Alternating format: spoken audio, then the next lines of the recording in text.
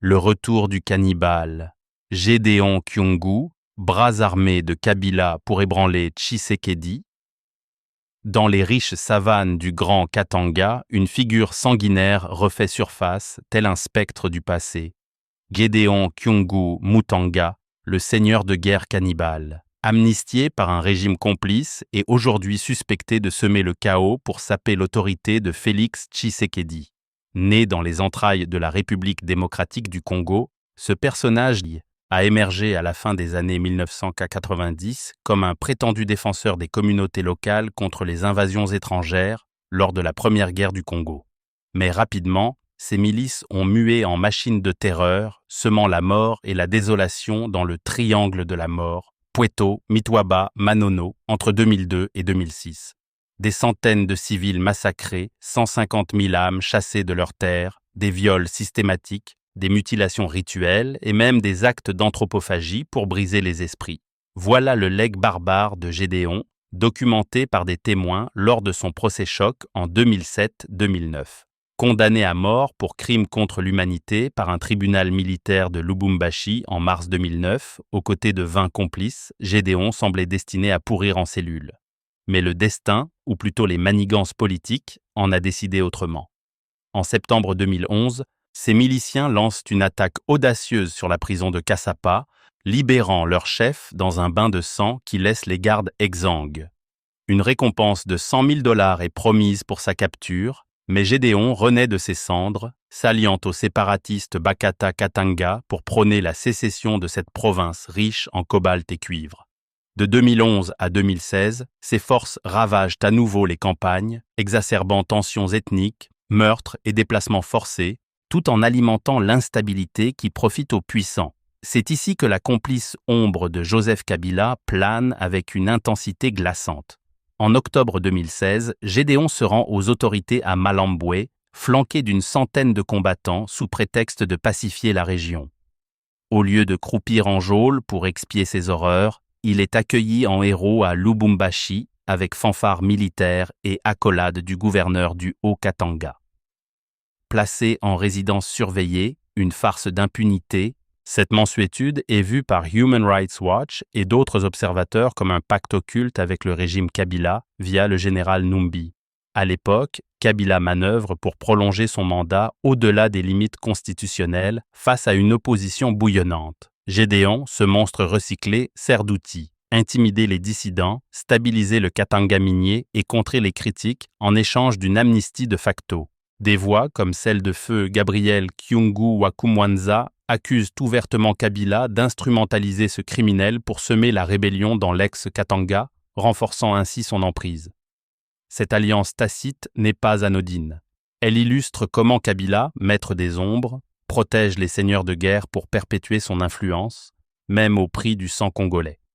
Mais les vents tournent avec l'arrivée de Félix Tshisekedi au pouvoir en 2019. En mars 2020, Gédéon s'évade une seconde fois de sa résidence surveillée lors d'une offensive meurtrière de ses miliciens qui fait 31 morts parmi les siens et blesse des forces de sécurité. Tshisekedi ordonne son arrestation immédiate, marquant une rupture avec l'impunité kabiliste. Gédéon disparaît dans la brousse, mais les sanctions internationales s'abattent, liste noire de l'ONU en 2018 pour violation des droits humains, gels d'avoir par les États-Unis la même année et mesures consolidées de l'UE jusqu'en 2025. Et voilà que, le 24 septembre 2025, Gédéon ressurgit dans le territoire de Mitwaba, au Katanga, brandissant le drapeau de la République du Katanga, un cri sécessionniste qui ravive les fantômes de la division. Accompagné de miliciens armés, sous le pseudonyme Kambo ou Général Gédéon, il menace de relancer les atrocités Bakata Katanga dans une région déjà minée par les conflits communautaires. Cette réapparition, survenant ces jours-ci, n'est pas un hasard isolé.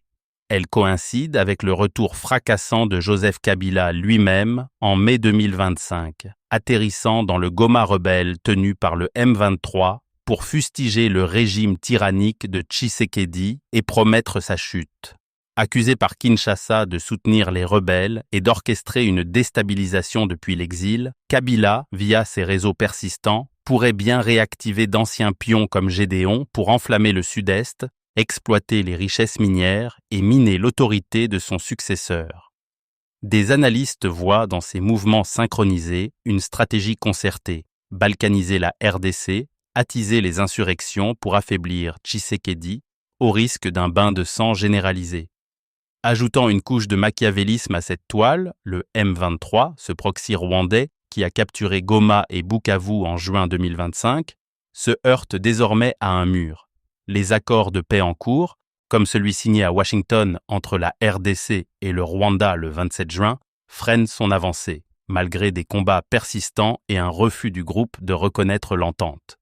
Simultanément, l'organisation croissante des FARDC ainsi que par des piliers d'intégration militaire issus des accords élèvent un rempart contre l'expansion rebelle à l'Est. Bloquées dans leur élan, les forces de déstabilisation de la RDC, potentiellement orchestrées par des vestiges du kabylisme et leurs alliés régionaux, pivotent vers le Grand Katanga, ce cœur économique vulnérable pour ouvrir un nouveau front de chaos. Cette bascule donne une signification plus profonde aux déclarations récentes du général Eddy Kapend, légende de l'armée congolaise et commandant de la sécurité dans les 4 provinces katangaises. Le 21 septembre 2025, il minimise les avancées du M23 tout en alertant sur le danger imminent au Katanga, avertissant les ennemis de notre pays que la région riche en minerais ne tombera pas, soulignant ainsi son importance stratégique comme bouclier vital pour la souveraineté nationale. Dans ce contexte, le retour de Gédéon n'est plus une simple résurgence. C'est un coup de poignard calculé, peut-être commandité depuis les coulisses par Kabila et son homme de liaison qui est John Numbi, pour transformer le Katanga en poudrière et ébranler Tshisekedi de l'intérieur.